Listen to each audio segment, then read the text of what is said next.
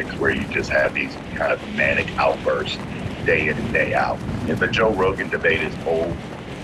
If she would have gone on Joe Rogan, she still would have lost this race. Trump didn't win this race because he went on Joe Rogan. It's hard to win a race when 75% of voters say they were better off 4 years ago than they are today.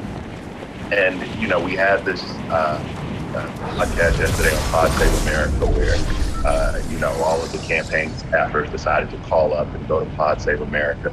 It was disappointing at best, to hearing their lack of self-awareness, their lack of self-reflection, the inability to figure out a way in which you can win this race simply providing messaging and saying that we're up where you don't believe that in your heart of hearts to be true.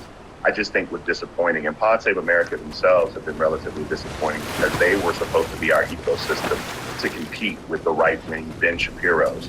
We were supposed to have this information chamber that was Pod Save, but instead they've kind of become this cocoon themselves where challenging them becomes a hissy fit back and forth, and their messaging has not been one that's been able to prove successful with those same voters that we're talking about Donald Trump did well with. And so I think everybody needs to take a moment of self-reflection, including myself, to figure out how we can get better for 2025. People are talking about 2028, we get smacked in 2025, you heard their opinion, then you pull it up. But until then, people just need to stop.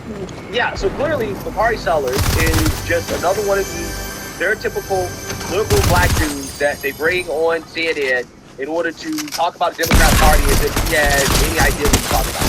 The dude knows that Democrat Party is working, okay, but yet I don't think he really understands just how bad Kamala Harris's campaign was, right? And the fact is that people are bringing up Joe Rogan. People are still bringing that up because that's a prime example of how her campaign was mismanaged.